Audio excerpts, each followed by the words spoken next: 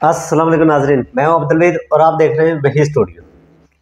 नाज़रीन, आज मैं आपके लिए कुछ अहम खबरें लेके आया हूं, जिसमें से इंटरनेशनल लेवल की भी खबरें और नेशनल लेवल की भी। तो सबसे पहले इंटरनेशनल लेवल की आपको खबर सुनाऊं।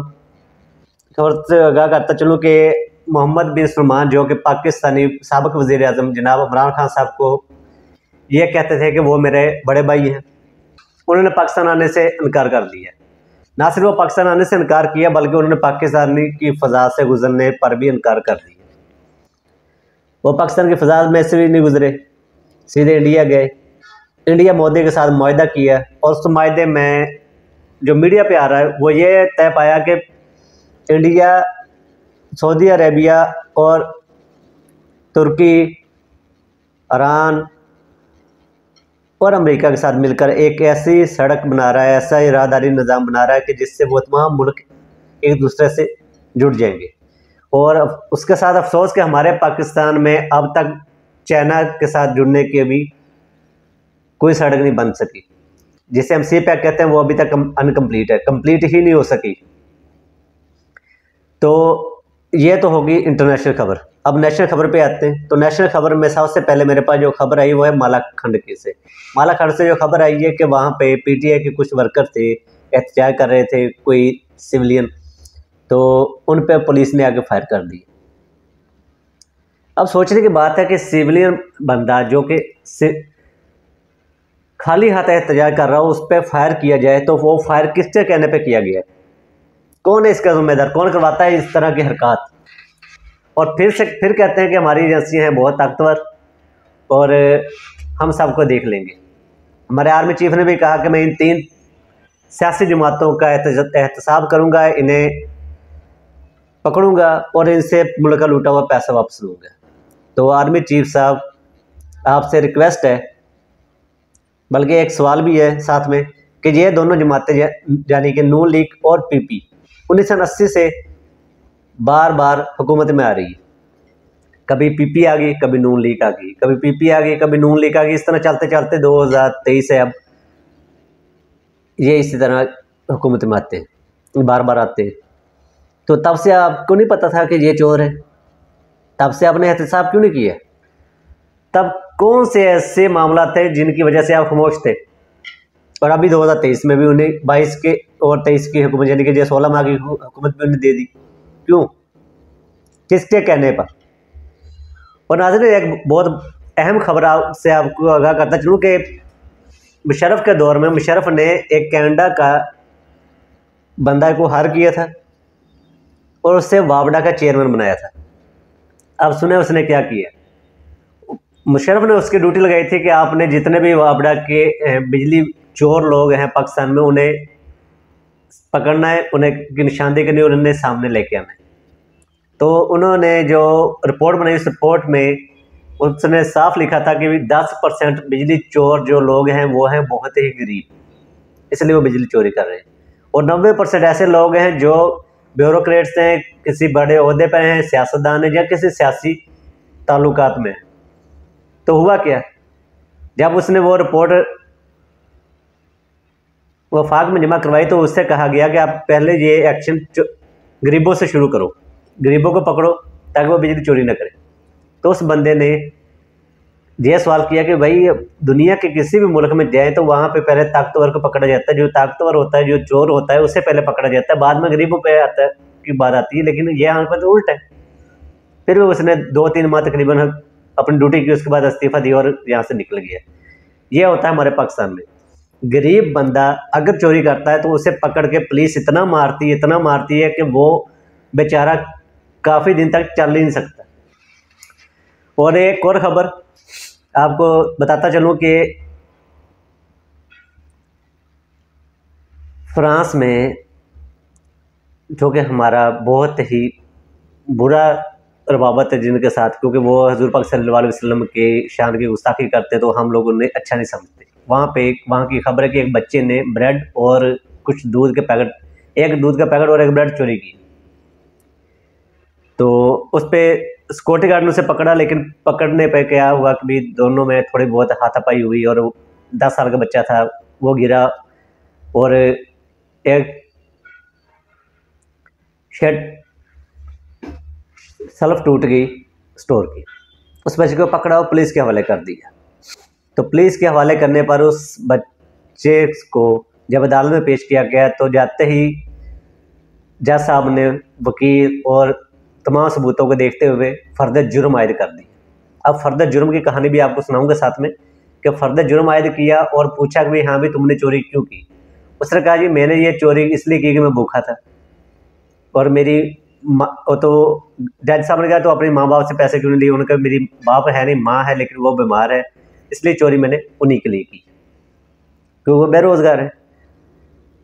तो जज साहब ने तमाम सूरत हाल को देखते हुए कहा कि भाई ब्रेड और दूध चोरी करना बहुत बड़ा जुर्म है, लिहाजा इस जुर्म के हम सब जितने भी इस वक्त अदालत में मौजूद है सब मुर्तकिब हैं, तो लिहाजा हर बंदा जहाँ से $10 जुर्माना दिए बिना उठ के नहीं जा सकता। तो सबसे पहले जज साहब ने खुद जुर्माना दिया और 2000 जुर्माना उस स्टोर कीपर स्टोर इंचार्ज पे लगाया जो जिसका वो स्टोर था जहाँ से वो इस बच्चे ने चोरी की थी कि भाई अगर ये 10,000 24 घंटे में नहीं देता तो इसका स्टोर सील कर दिया जाए और इसे पकड़ के हिरासत में ले लिया जाए। ये है वहाँ का कानून। और हमारे पाकिस्तान में अल्हम्दुलिल्लाह से पता ही नहीं होता कि किस जुर्म में पकड़ा गया, फर्दर जुर्म ही नहीं लगता, बंदा पुलिस पकड़ती है, मारती है, अपनी मर्जी का FIR देती है, बंदे को पता नहीं होता उस पर FIR कौन सी है। वो सज़ा जज साहब उसे जुडिशल भी कर देते हैं, वो सज़ा भी पूरी करता है, वापस भी जमानत होती है, वापस आ जाता है और उसके तकरीबन 6 माह या साल बाद फिर से तारीखें शुरू हो जाती हैं। और उन तरीक़ों में से भी 4-5 तारीखें गुजरने के बाद जब उस बंदे का वकील ये कहता है भाई बंदे को छोड़ा जाए, अब इसका केस ख़त्म किया जाए, तो कहते हैं अब फर्दर जुर्म लगाएंगे इसके। ये हमारे पाकिस्तान के कानून कि भाई फर्दर जुर्म लगेगा तो उस बंदे को पता तो हो कि उसने कौन सा जुर्म किया, उसे कौन सी सज़ा मिल रही है और जो जुर्म उसने किया उसकी कितनी सज़ा है, वो अपनी सज़ा पूरी कर लेगा। या उसके दरमियान अगर उसकी ज़मानत होती है तो वो उसका मसला है, वो बात का मैटर है, क्योंकि ज़ाहिर बात ज़मानत भी हो तो कानून के मुताबिक होगी। तो फर्दर जुर्म बाद में लगाने का क्या मकसद है? बंदा छूट के आ गया, अपना रोज़गार करने लग गया, रोज़गार कर रहा है बंदा, उसको बाद में पता चलता भाई तुम पे फर्दर जुर्म लगाना है, तुम अदालत पेश हो जाओ। वो अदालत पेश होता है, उसके बाद 2-3 पेशियाँ होती हैं उसके बाद उस पर फर्दर जुर्म लगता है। ये है हमारे पाकिस्तान का कानून। और अब पाकिस्तान के कानून की बात करें तो अरशद शरीफ की अहलिया ने कीनिया में और मुख्तलिफ ममालिक में अपने शोहर के कातल को पकड़ने के लिए केस दायर किया, वहाँ पे वकील भी किया और उस वकील ने कहा ठीक है हम आपका केस लड़ेंगे और आपके हस्बैंड को इंसाफ दिलाएंगे, पता चले किसने क्यों मारा। तो हमारे मुल्क का कानून माशाल्लाह से इतना प्यारा कानून है कि उस औरत को यानी अरशद शरीफ की बेगम को पकड़ लिया कि और पकड़ा भी इस तरह कि वो जमानत नहीं करवा सकती अपनी, इस केस में पकड़ा हुआ है। और भाई वो औरत अपने शोहर के लिए इंसाफ मांग रही थी और आपने उसे पकड़ लिया। ये कौन से मुल्क का कानून है? अगर आप ये कहते हैं कि हमारे मुल्क में बरतानिया का कानून राज है, तो बरतानिया में कहाँ पे इस तरह का होता है जो हमारे मुल्क में हो रहा है? और फिर कहते हैं जी हम हैं पाकिस्तानी और हमारी आर्मी माशाल्लाह से ये कहती है कि हमारे जितना बहादुर दुनिया में कोई भी नहीं। अगर भाई आप लोग इतने बहादुर हो तो फिर ये कानून है कि गुंडागर्दी, इस पे बात की जाए। अगर ये गुंडागर्दी है तो ये पाकिस्तान में है, दुनिया के किसी और मुल्क में नहीं। और अगली बात आपके करूँ बिजली, पेट्रोल, आटा, चीनी के रेट्स। और अल्हम्दुलिल्लाह से ये रेट्स दिन ब दिन कम होने के बजाय ज़्यादा हो रहे हैं और हमारी मीडिया इस पर खामोश है। जबकि इमरान खान के दौरे हुकूमत में अगर इमरान खान कोरोना के दिनों में इमरान खान ने 2 रुपये चीज़ महंगी की थी तो ये मीडिया पर्सन, ये सहाफ़ी, ये लफाफा सहाफ़ी, ये बिके हुए लोग अवाम में निकलते थे, लोगों के मुंह के अंदर माइक दे देते थे कि ये लो भाई बताओ चीनी इतनी महंगी होगी तुम्हारा गुजारा कैसे होगा। तो आप कहाँ मर गए थे? ये 16 माह में कहाँ मरे हुए थे? 16 माह को छोड़ो, ये निगरान हुकूमत जो कर रही है अब कहाँ पे मरे हुए? सब खामोश है क्योंकि सबको लिफाफे मिले थे। और मेरी रिपोर्ट के मुताबिक 10 अरब रुपया मिला था मीडिया को, जिसमें प्रिंट मीडिया भी है, इलेक्ट्रॉनिक्स मीडिया भी है। कि भाई आपने खामोश रहना है, आपने बात नहीं करनी, आपने अवाम के लिए तो बात कभी भी नहीं करनी। क्यों? अवाम तो है भेड़ बकरी है, ये 25 करोड़ अवाम भेड़ बकरियां हैं, इनके हक की बात जो करेगा उसे भी मारा जाएगा, और जो इनके बारे में कोई भी अच्छी बात करेगा उसे मार दिया जाएगा, जब पकड़ लिया जाएगा। ये पॉलिसियां हमारे मुल्क पाकिस्तान में है। ऐसी पॉलिसियों पे कौन बोलेगा? कोई भी नहीं, क्योंकि जब हर बंदे को अपनी जान प्यारी होती है, हर बंदे को अपनी इज्जत प्यारी होती है, और यहाँ पे तो कानून है, जो बोलता है उसे मार दिया जाता है या पकड़ लिया जाता है। बोला था अरशद शरीफ, मार दिया गया। बोला था इमरान रियाज गायब है, पता नहीं किसने पकड़ा हुआ है। कोई बंदा भी जिम्मेदारी लेने के तैयार ही नहीं है कि भाई किसने पकड़ा, उससे क्यों पकड़ा, कौन सा जुर्म उसने कर दिया ऐसा जो वो गायब है, पाकिस्तान से नजर ही नहीं आ रहा। और साथ में ये मालाखंड में भी हो गया, गिलगित बल्तिस्तान में इलेक्शन हुए, पीटीआई जीती, लेकिन 16 घंटों तक काउंटिंग नहीं हुई। जब अवाम ने एहतजाज किया, अवाम ने वहाँ पे बात की, अवाम बाहर निकली, और उससे एहतजाज पे हुआ क्या, पुलिस निकलती है, उन्हीं पे फायर कर देती है। फायरिंग करती है, जिसमें से 20 बंदे मौके पे हलाक हो जाते हैं, और अब हलाक तो मैं नहीं बोलूँगा, शहीद बोलूँगा, क्योंकि वो अपने हक के लिए निकले थे और मार दिए गए, इसलिए शहीद हुए। और 50 के करीब जख्मी है। यह है पाकिस्तान। और अब आते हैं प्रेस कॉन्फ्रेंसों की तरफ। तो दो बंदे इस पंजाबी, दो डटे हुए जो प्रेस कॉन्फ्रेंस नहीं कर रहे, उनमें से एक है चौधरी साहबान, यानी कि चौधरी परवेज इलाही, जो किसी सूरत प्रेस कॉन्फ्रेंस करने के लिए तैयार ही नहीं है। इसलिए वो हर रोज़ एक नए केस में, हर रोज़ एक नए केस में, हर रोज़ एक नए केस में पकड़ा जा रहा है।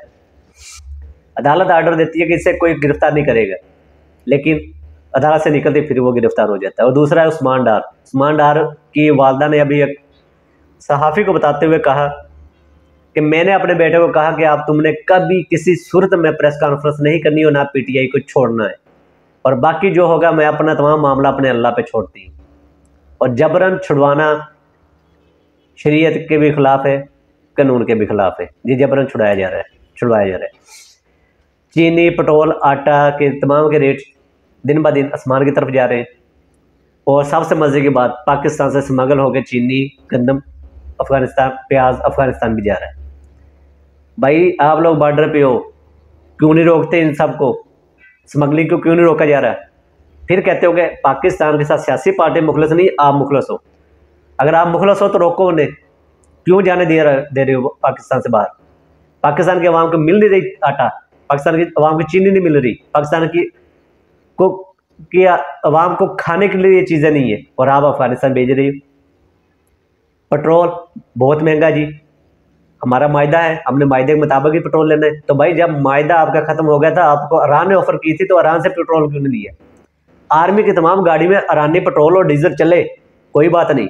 अगर वही सिविलियन अपनी गाड़ी में डलवाता तो बोला जाता है मीडिया पे भी आके यही बातें, भाई ये पेट्रोल खालस नहीं है, ये 2 नंबर पेट्रोल है, आपकी गाड़ियों का इंजन खराब हो जाएंगे।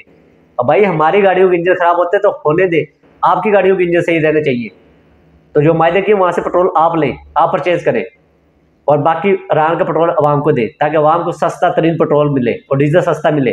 लेकिन नहीं, वहाँ पे भी रोक लगा दी कि भाई अवाम नहीं खरीद सकती, हम लोग लाएंगे, हम जितना मर्जी सेल आउट करें। भाई लाने वाले कौन है? बॉर्डर पे कौन है? हम लोग बॉर्डर पे नहीं है, सिविलियन तो बॉर्डर पे नहीं है। बात करते हैं सच बोलने का, सच बोला जाए तो फिर आपने 20,000 बंदे क्यों हायर किए भी सोशल मीडिया के लिए?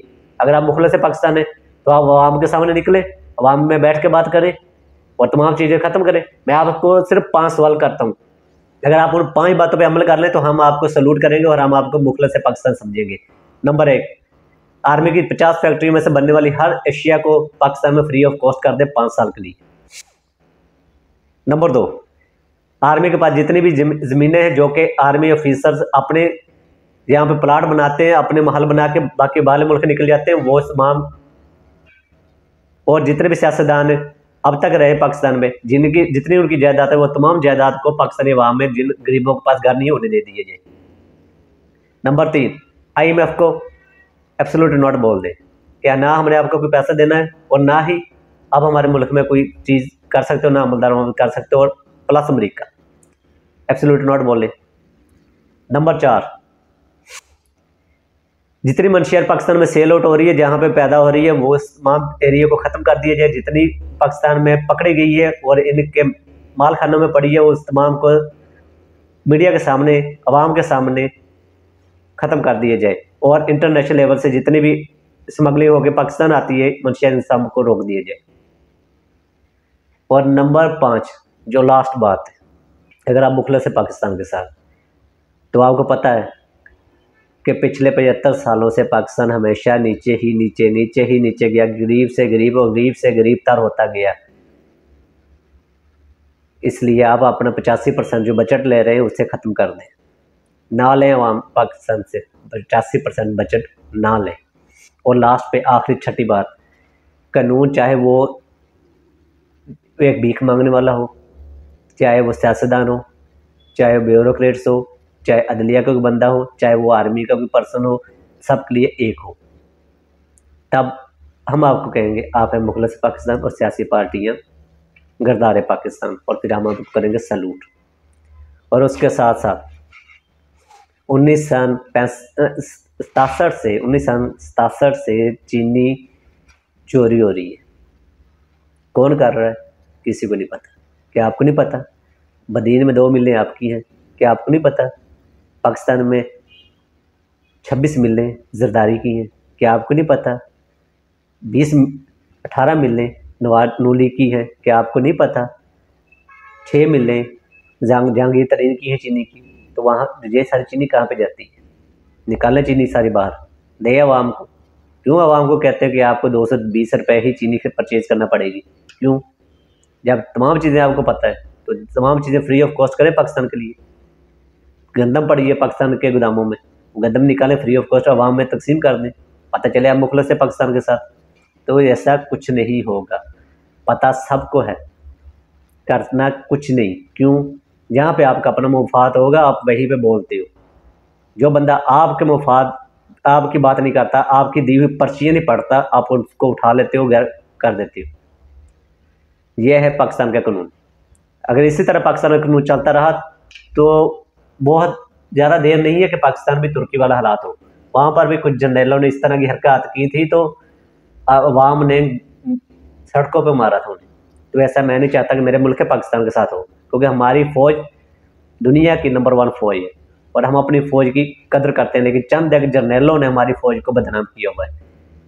और मेरी अपनी पाकिस्तानी फ़ौज और अपनी सिक्योरिटी एजेंसियों से एक ही रिक्वेस्ट है कि जो गरदार वतन है, चाहे वो जर्नैल हैं चाहे वो सियासतदान हैं, सबको आवाम के सामने लेके आएँ ताकि पता चले कौन गरदार है और कौन मुखलस है। और जियो के अलावा डॉलर कहीं पे सस्ता नहीं हुआ 30 रुपये। सिर्फ जियो की प्रेस जियो पे बताया जा रहा है कि पाकिस्तान में डॉलर सस्ता हो गया, लेकिन बाकी ओपन मार्केट में जब आप देखते हो तो डॉलर सस्ता नहीं हुआ, डॉलर 330 रुपये है। तो ऐसी अफवाहें मत उड़वाएं, ऐसी बातें मत करें कि आवाम आपसे बाज़न हो। हम आपकी कदर करते हैं, हम आपकी इज़्ज़त करते हैं, हमारी फ़ौज पाक फ़ौज पर हमारी जान भी कुर्बान, लेकिन चंद गरदारों की वजह से हमारी फ़ौज बदनाम ना की जाए और हमारी फ़ौज का सर हमेशा बुलंद रहेगा और हम अपनी पाक फ़ौज के साथ हैं। इसलिए इमरान खान को निकालें, चाहे उनके सर को मुआहदा करना पड़े मुआहदा करें, जो करना है करें, लेकिन इमरान खान को आइंदा 20 साल के लिए पाकिस्तान का वज़ीर-ए-आज़म बनाएं, क्योंकि वही एक फ़र्द वाहिद है जो पाकिस्तान को इस वक्त इन तमाम मुश्किलात से निकाल सकता है। और ये आपको भी पता है, अवाम को भी पता है, और जहाँ तक कि आपकी मुखालिफ पार्टी को भी पता है। और अब एक बात और करता चलूँ जो कि पहले इमरान खान कर रहा था कि पाकिस्तान में इलेक्शन हमारी इत्तेहाद पार्टियाँ नहीं करवाना चाहती। क्यों? क्योंकि वो डरती हैं इलेक्शन के रिजल्ट से। वही बात अब बिलावल भुट्टो भी कर रहा है कि इलेक्शन 90 दिन में नहीं 60 दिन में हो जाने चाहिए। और बाकी पार्टियाँ क्यों डरती हैं इलेक्शन से? जो होगा देखा जाएगा। और मुझे शक है कि आइंदा इसी इलेक्शन में या इलेक्शन के फ़ौरन बाद पीपी और पीटीआई एक ही बेंच पे नजर आएंगे। तो ऐसा भी हो सकता है, मुमकिन है। और इसी के साथ मेरी अपनी पाक आर्मी, अपने जजों से, अदलिया से एक ही रिक्वेस्ट है कि पंजाब पुलिस को इंसान बनाएं, हत्ता कि हर सूबे की पुलिस को इंसान बना दें। और साथ में जितने भी गरदार वतन पाकिस्तान गरदार हैं पाकिस्तान के, उन सबको पकड़ कर पाबंद सलासल करें, चाहे वो जर्नैल हैं, चाहे वो जज हैं, चाहे वो ब्यूरोक्रेट्स हैं, चाहे वो पुलिस के हैं, चाहे वो सियासतदान हैं।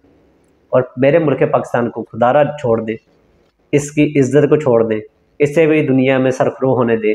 और अमेरिका चाहता यही था शुरू दिन से, और अमेरिका ने 1957 से ये काम शुरू किया था और 1959 में पहला कर्जा आपको दिया था IMF के थ्रू $25,000। वो इसलिए दिया था कि आप हमेशा अमेरिका के नीचे दबे रहें,